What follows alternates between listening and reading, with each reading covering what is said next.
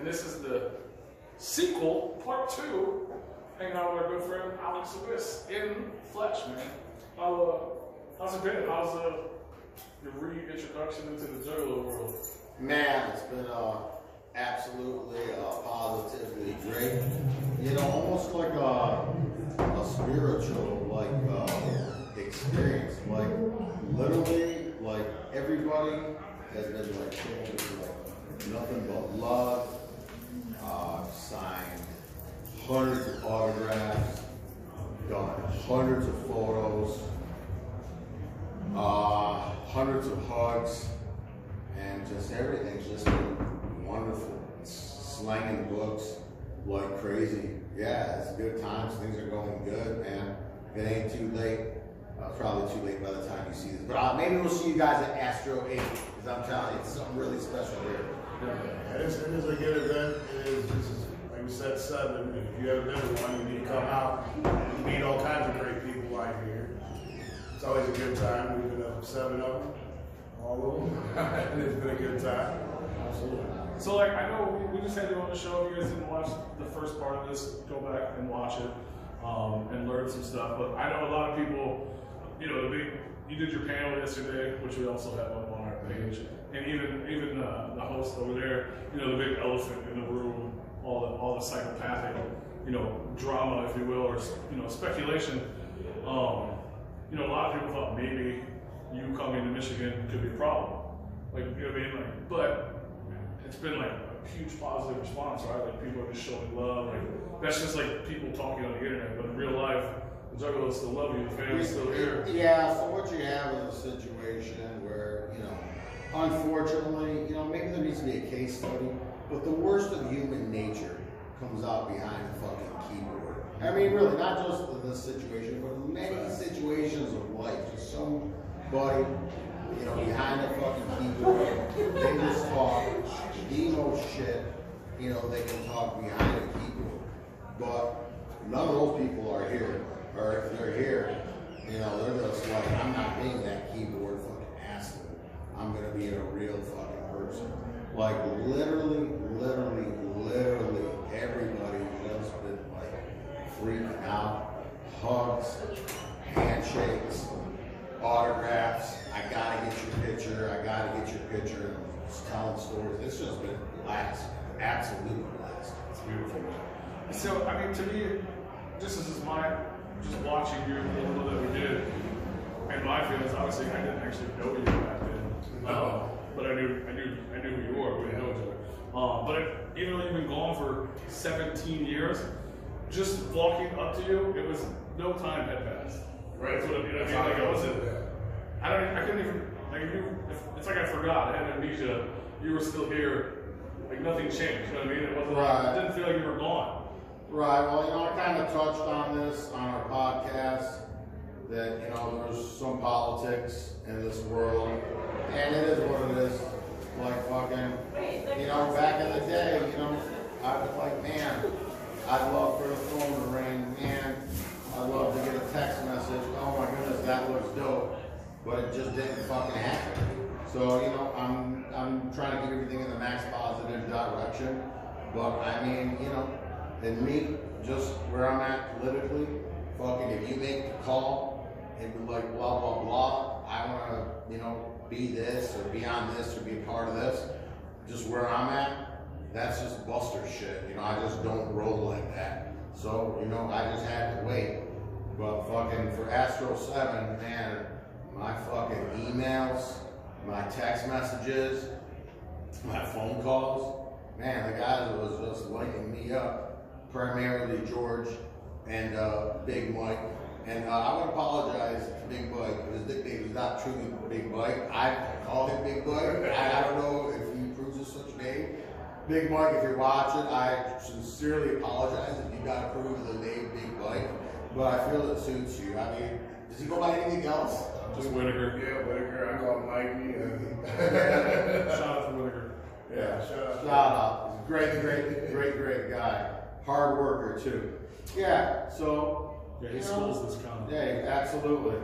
And so they're just like, bro, you don't need, I know, get in that booth at the San Diego Comic-Con is hard as fuck. Getting a booth at the LA Comic-Con, it's just like, they go, they sell out. It's like a 10-year wait list. Oh, yeah. And it's just like, that shit is just gone. That shit, you know, has value. And it was just like, as soon as they were like, What are you worried about? drop your shit, Astro. Sorry, fellas. Like, really? Nothing else to discuss. It's like, drop it at Astro. That's like, you know, it's unbelievable. It's almost like, Alex, why don't you engineer a convention to suit where you're at in life? So I would either want some Juggalos or part of the fucking Juggalo family fucking to have like a concert thing to get the Juggalos there, but also it needs to be a pop/comic convention fucking with other people selling books. And it's just like, okay, well, like, as if anything like that would ever exist. Yet it does, which is literally fucking here. It's like fucking crazy. Yeah, it literally fucking does. It's not just me. There's at least 5 or 10 other comic book fucking companies out there. All kinds of fucking artists, all kinds of other fucking writers. It's a Juggalo-based pop con. I don't know how George and Mike and Twiztid did it, but they blended it together well. And it's a great time. Great time. Absolutely. Yeah, we've talked about it over the years. It's like, it's a perfect blend of, you know what I mean? You can be a straight hardcore juggalo, that's all you care about, and have a great time here. Sure. You can be a child and have a great time here. Absolutely. And not, it's all fun for not have to be worried about, you know, things that you might see at a gathering. Right. You know what I mean? It's, this is more definitely family friendly. And you can be a nerd. You know, I like comics and I'm a juggalo. You know what I'm saying? Like, I do both. And I like scary movies and comedy, and I get that here too myself. Yeah, we got a lot of wrestling people here. Yes. We got Kane. Next year, I say we're gonna get the motherfucking Undertaker. That'd be awesome. That'd be awesome. And Paul Bear looking fresh with the fucking urn, with grandma's ashes or grandpa, whatever the fucking whatever it was, yeah. All we do have Sergeant Slaughter here this year. Yeah. That dude is so dope, man. Yeah, you get the 2-for-1 benefit. You get a wrestling icon and a G.I. Joe icon. Right. And a juggalo. 2-for-1, yeah. Juggalo icon. Yeah, that's dope. This is a cool event that's been going on for 7 years now. It's only getting bigger. Yeah, and I hope this is not, I know it's your first, and it's your reintroduction, but I hope it's not your last. Oh, no, absolutely not. You know, we touched on this, you know, listen, let's just say, then we bring some grind. Let's just say I didn't come out with my book. Yeah. Then it would just be a situation where, you know, maybe it's just like, I'll be back. Okay, so I'm at Astro 7. How about the big ones? I'll see you guys at 10. I'll see you guys at 12. I'll see you guys at 15. You know, because that's it. I'm just, now I've gone. If you don't have a new product. Right. No, not new product. Just didn't get into entertainment and like anyway, like I mean, they have Kurt Angle here this year, and I mean he's badass. But you know, just from like looking at it from a promoter standpoint, you're not gonna want to bring in the same big guns every year. So if George from Twiztid and Mike were just like, you know, let's just say they started me with Astro 5. If they're like 5 years is too much, how about, you know, we'll bring you in for 7, and then we'll bring you in for 10, and then 12. You know, every other year, every 2-3 years. Right. That's one thing. And that would have been okay, but since I am in entertainment now, as long as the guys will have me, like I said, I refuse to invite myself. Right. Fucking, hey, if you call, I will come. So yeah, as long as they fucking call Yeah, me. I understand that because that's how I am. Like, I'm just not gonna show up to your house and then you gotta like. Right. That's not how I am. Exactly. So yeah, as long as George is calling, I'm good. I'm coming. Right. Text him right now. George. Yeah, right. I got a question actually. Since you've been out away from Psychopathic since 2006, have you still been paying attention to the underground music industry as it's grown? No, we touched on this a little bit on our interview, and I kind of explained it as like the George Lucas effect, that you should, like I said, of course, like the first year and a half, yeah, of course. But then, you know, after that, it's just like, look, bro, either fucking either you should try to go back if that's fucking what you want to do, or either fucking open up a brand new fucking record label, find fucking a band, or fucking find a couple rappers, or a rapper that's fucking bomb ass, take him to the studio, record his single, throw it out there, call up some tours, some people you know, get him on tour, get a merch fucking guy, be like, here's your fucking shitty ass Dodge Cargo fucking van, shut the fuck up, you're at scrub level, this is where you go. If you get a couple XP, you go to the fucking black RV recreational vehicle, and if fucking you get a straight up legit record deal, then you'll be in the tour bus. Otherwise, you'll be in a van and you're straight. That's where you're fucking at. Right. But I determined that fucking, at that point, I had given the music industry everything that I had, and I was just fucking fried out. And like I said, I have a great love for like video games. That's always been my love. And so I opened up my arcade business with Cali, and it was doing great. And I was living the dream. And like I said, you know, fuck. If I would have been invited a little more, I would have showed up a little more. But I didn't. It didn't happen. Like I said, the only first chance that I had, and it's not really an invite, but the guys, the fellas called me up. Like, hey, bro, how you been? I've been like, man, I've been doing good. Like, hey, man, you want to cut us a promo?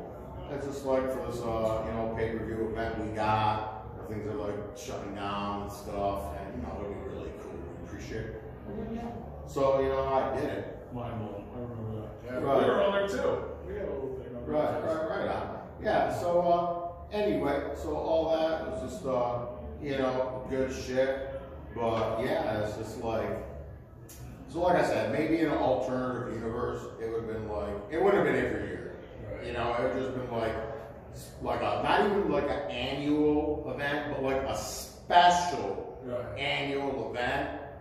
He's there doing an autograph, or he's there doing a seminar, something like that. Right. Okay.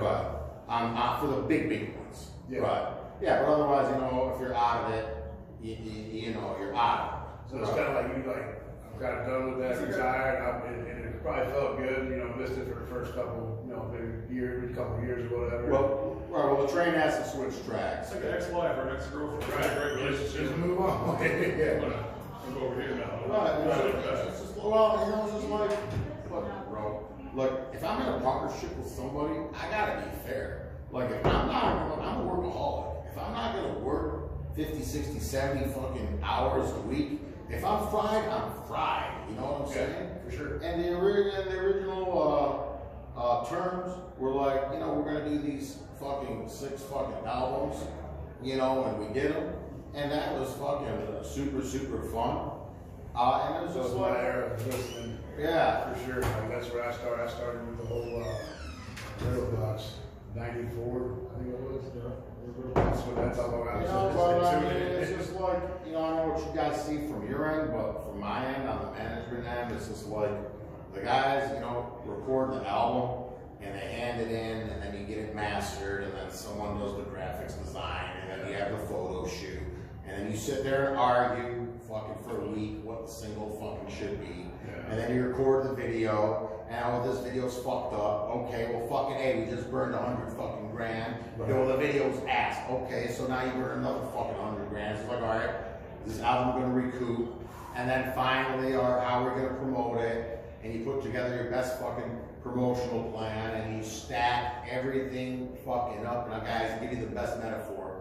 Back in the 50s and 60s, it even happens a little bit now. They would be like, here's the computer, here's the navigation system. Here's the solid rocket booster, like unbelievable amount of technology and freshness is put into the rocket, and they turn 3, 2, 1, blast off, and they hit the switch, and you know what fucking happens? A rocket that was designed to fucking fly to the moon and back blows up instantaneously on the launch pad.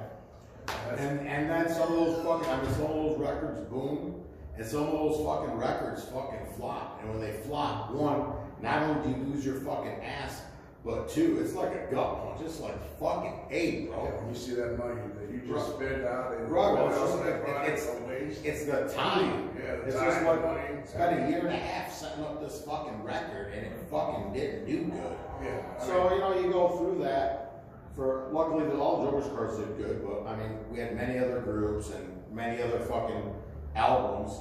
You know, that some didn't do what we wanted to do. Sure. And it's like really, it takes a lot out of you. So, you know, like I said, after 17 fucking years, it was like, I'm going to start doing what I want to do. And also, I was like, it's just a really, like, big winds of change. Like, now I'm married. Now I'm having fucking kids. So it's just like, I'm a new dad. And I'm a new husband. Yeah. And, you know, I was just completely fucking fried out. I understand from the Juggalo standpoint. And it's cool. This is how you guys, you know, envisioned it. That it's just like, I mean, there is magic there, but it's just like on the other side, there's someone that's working themselves half to death. Sure. So you can enjoy that fucking magic. Right. And you know, at that point, it's just like, bro, I can't keep working it this hard. So then, I mean, there could have been this hybrid version of me that's just like a slacker, like almost, like just, I work 20, 25 hours, because I'm just like so fucking fried. Yeah. And it was just like, you know what, you need to do what every CEO needs to do when fucking they've topped out and they're like, it's time for somebody else, you know, to step up and take the reins. And that's how I seen it. There was other people there that had paid their dues, that had every fucking right to fucking get the various promotions that took place. And yeah, that's just it. I mean, I know from like certain fucking perspectives, like from certain perspectives, like, you know, which way are you gonna go and what's the correct decision. But yeah, I was just so fucking fried after 17. I did it since I was a kid, 18. And at that point, I was just like, I'm cool. You know, there's always stuff like, hey, you know what? If the arcade gaming company doesn't fucking work out for you, you know, maybe 5 years, you know, you could come back.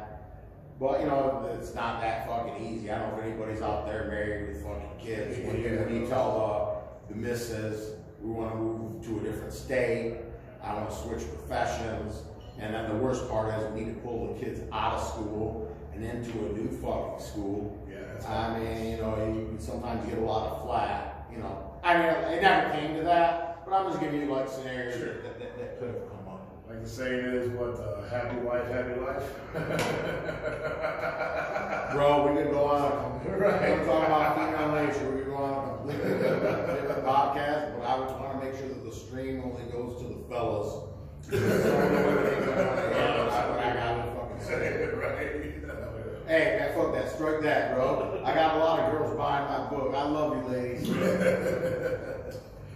It's all jokes.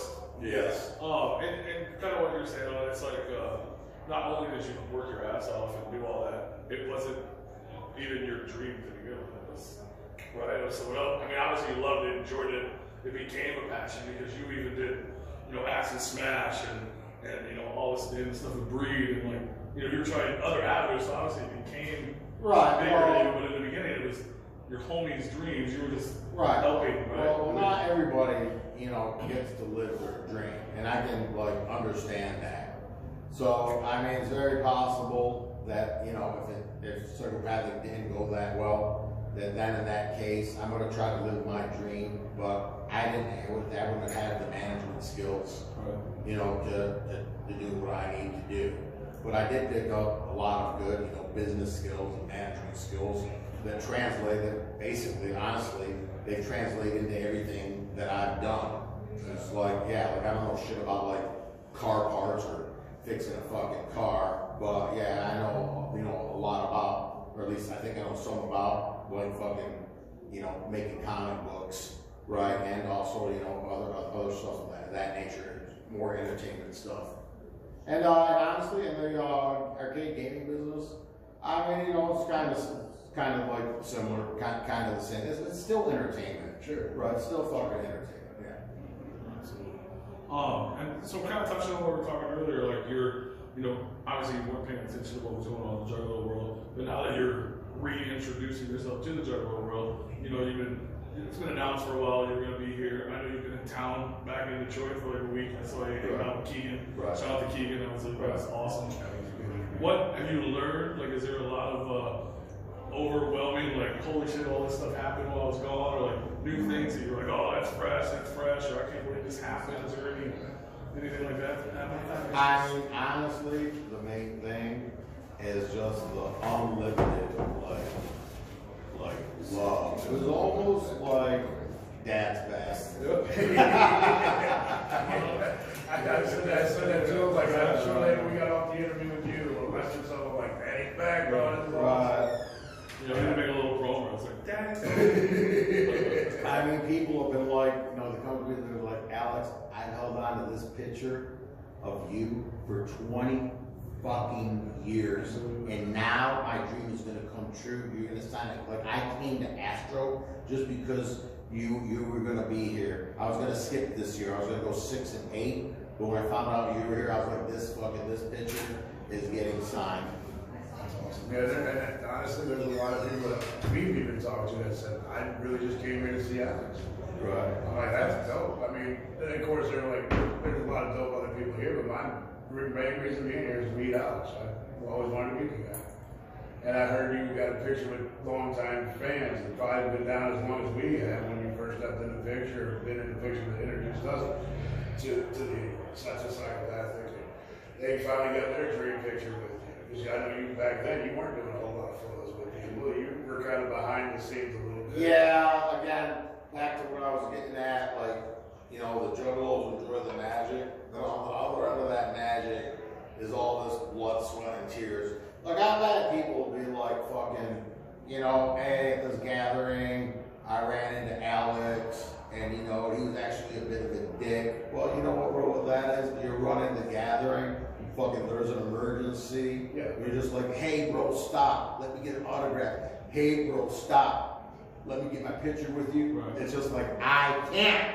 I fucking can't. There's literally an emergency happening back fucking stage. People literally and I gotta go. And honestly, my boy Big Mike, I seen that look in his eye, like some shit was happening this morning, and that look of like, fuck, holy shit, there's a fire, and I gotta put that fire out, and like that stress, and I looked at him, I was like, that's what I used to fucking look like. Exactly. Like, every time we would see you, you're always running, and we were like, Right. with us, like, you know, getting close with Mike and his friends, you know, with Mike, we see him and Dustin both just running their asses off. Like, man, they don't ever get a break. 3 days straight, they're constantly, well, I mean, more than that, but as we're here at the counter, they're constantly running their asses off. And they don't have time to stop and talk to everybody. If they stop and talk to everybody, they don't get shit done. Right, and now I'm kind of like, oh, this is what it's like to be an artist. Like, oh, there's a problem. Oh, fucking text somebody, problem's a problem. Pick up the phone, bitch to someone else. Someone else will make this a problem and go away. I'm the artist. No, it's kind of weird, like, because, you know, some say that a writer is an artist, and some say they're not quite. Well, you know, I don't know. Tomato, tomato. Let's look at it. I mean, clearly, anyone that draws is definitely like an artist. Wait, you're the talent. Right. You're still talented. Right. You may not be an artist, but still talented. You're the talent. There's all kinds of artists. There's all kinds of artists out there. You have, you know, writing artists, drawing artists, music artists. I mean, everybody can be an artist. Yeah. Well, speaking of that, I just want to get this out there to the people. I'll tell you what, guys. All you need to know. Anybody out there, like especially the young ones that are thinking about career choices. I mean, I'm not saying this is easy, but this is some high-level knowledge that's coming out on this podcast. Knowledge that others might charge $9.99 for, but I won't charge you a penny. Out of anything you can think of, anything, owning a gold mine, owning an oil well, owning a fucking airline, nothing can make you more money than having a hit IP, intellectual property, in your name. So I don't know, like when the idea of chivalrous arts was in my mind, the value of it was $1 American. I mean, maybe right now it's the value of it. So it's like, you want to sell? They're like, 25 grand. I mean, right now, it's only worth $25,000. But, you know, as more books come out, as the role play game comes out, as the board game comes out, if we get a fucking TV series and the TV series fucking hits, that's how you build an IP. Once you have, I mean, there's only a handful, but once you have a major fucking IP in your name, like, you can't give that money away. Like, I don't care how many fucking kids, but the guy that did fucking Lord of the Rings, he's dead. His kids are all dead, and there's about like 15 of his grandkids, and they just sit around. Oh, we have this new proposal from this record label. How many from this motion picture company? How many billions? 3.5. Tell them 4.5 in Royal British pounds. 4.5 million Royal British pounds. So there will be no new Lord of the Rings movies. You know, it's just like, are you fucking kidding me? And all the merch, right? And all the fucking replay residual fucking rights. Yeah, it's just like fucking, like, it's just like insane. Like George Lucas selling fucking Star Wars for $4 million. He must have been fucking freebasing. Bro, how about $44 million? You still get 10% royalty. Yeah, I couldn't believe that. Yeah, he way under fucking story, bro. Yeah. I don't really know how to even align this question, but this is so speaking of like the early days of Psychopathic, and now you're back in comics and shit. The one thing Psychopathic, obviously besides music, they're known for is their merch. Like merch, like they've been copied by everyone. Right. From that day. I mean, I'm wearing jerseys right now. Like, right. That you did that. Right. Like, where did that? Like, how did that vision come about? Like, that's like people are still mimicking till this day what you guys did in merchandising. I love merch. I love that business side of it. So like I don't really know what the question is. How'd you get the idea to come up with a jersey? Okay, so basically, All the above. so the Joker's cards had like dope. I mean, they're just dope looking. And you know, we started with T-shirts like anybody else, but what we noticed is like our shirts were selling 5 times better, 10 times better than someone else's. So what we would do. Hey Mike, we're just talking about you. Talking about you. Hopefully everything's going well. Yeah, actually, dang, I was actually about to go. No, forget it. So he's got a nickname for you. Wow, son, that was tough. No, he left now. What is it?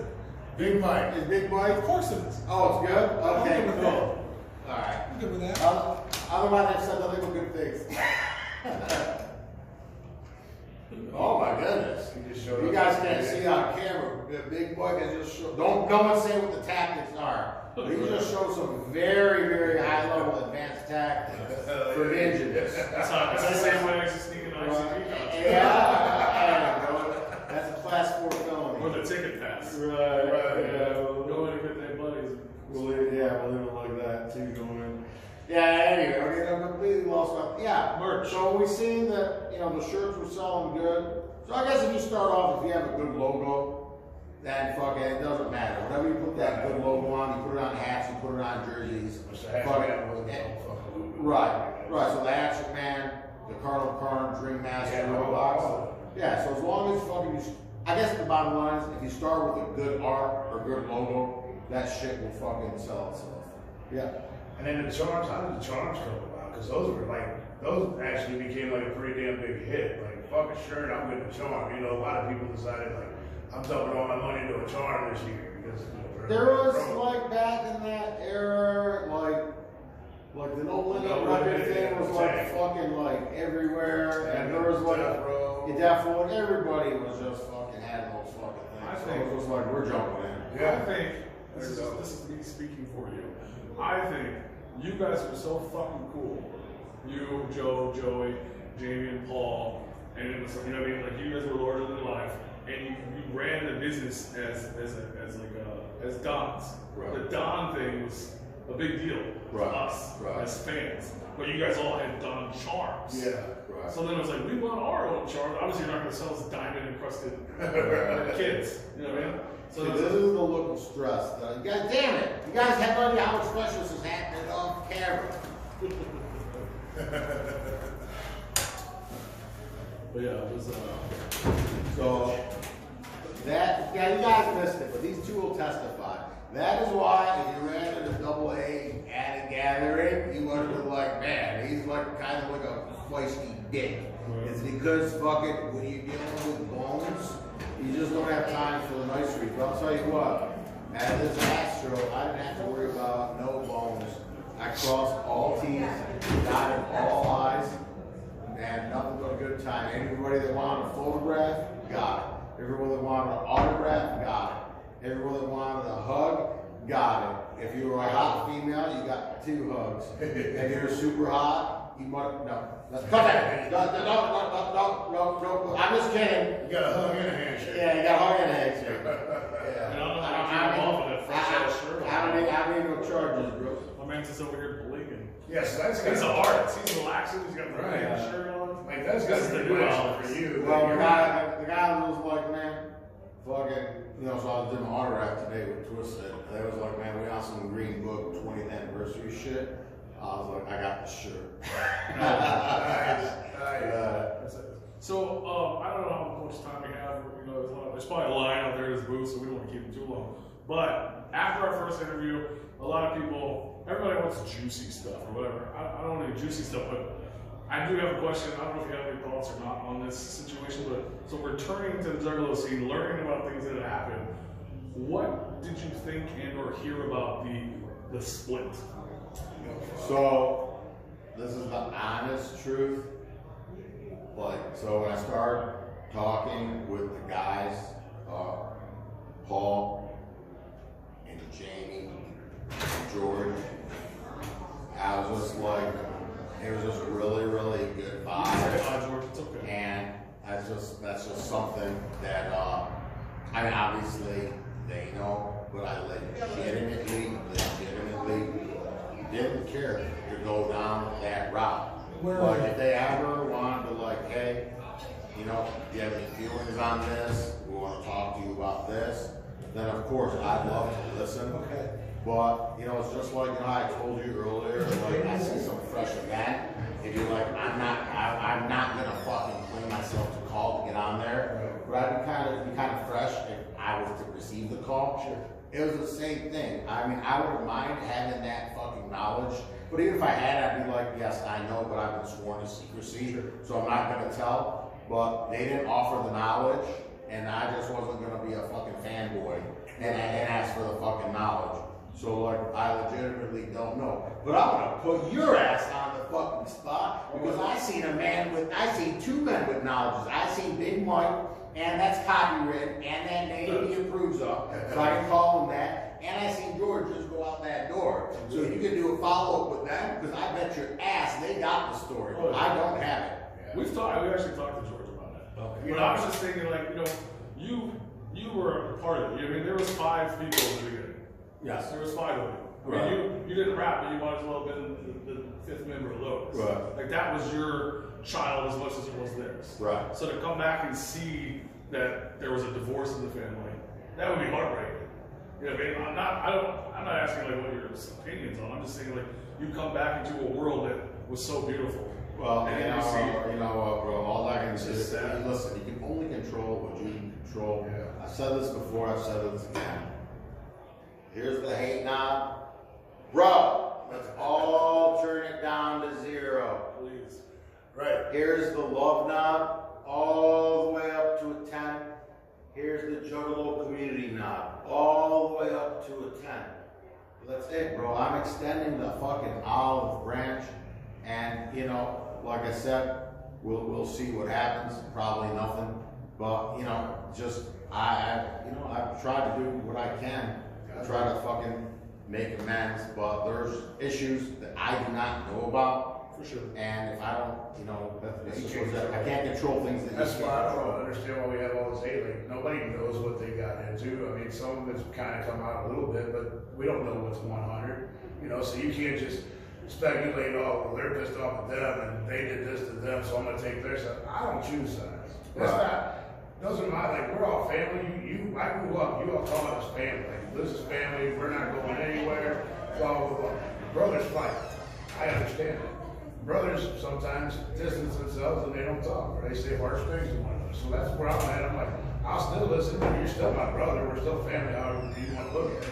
I'll still listen to your music over here, and I'll listen to your music over here, and I'll pay attention to both sides. It don't bother me. Look, bro, like I said, my record, I will defend my name, but that's defense. Yeah, that's but cool. I've never made disparaging comments, you know, ever. But, you know, I just defend my name. People saying, I did this and it's bad, and I did this and it's bad. I'm well within my rights to say, no, that's bullshit. Yeah. That's a complete fucking lie. Yeah. I never stole a penny fucking from anybody, ever. And also, you know, even the Juggalos, it's like, bro, please, please, please stop living in the pro wrestling world. The reason why in the pro wrestling world, one guy screams something at the top of his lungs, and the other guy screams something back, is because in the pro wrestling world, what you'll see is no matter what, nothing is ever resolved in the courts. In the pro wrestling world, it's the event will lead to a match. And if I win, I was in the right. And if I win, I was in the right. And then whoever wins the match, even though it makes 0% fucking sense, it just means that he was the better wrestler. But whoever wins the match will somehow in the right, which makes no fucking sense. Right. If you won the match, you won the match because you were a better wrestler. Doesn't mean you were in the right. Right. But guys, in the real world, and you can just ask anybody that knows anything about business, in the real world, if there's a business dispute, especially over a considerable amount of fucking money, people have managers, people have lawyers, people have fucking accountants. If you have fucking any fucking evidence, even a crumb of fucking evidence that something's fucking sideways, you sue. And then fucking, if need be, you settle out of fucking court, sign some type of non-disclosure fucking thing, and go on. That's just how it is. And if you have substantial evidence, then you refuse to settle out of court. You take it all the way to court, and you have the judge give you everything that you have fucking coming. And I'm sorry, guys, that's just real life. So please stop living in the fucking pro wrestling world.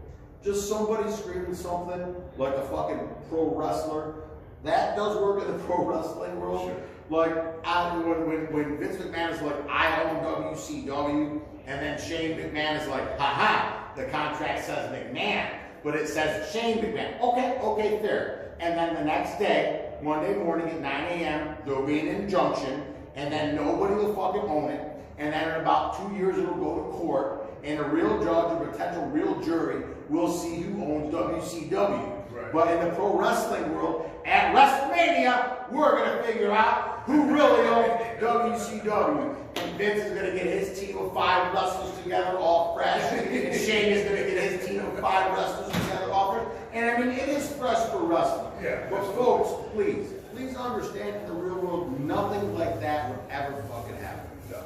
It's not how the real world works. It's all a work and a miscommunication.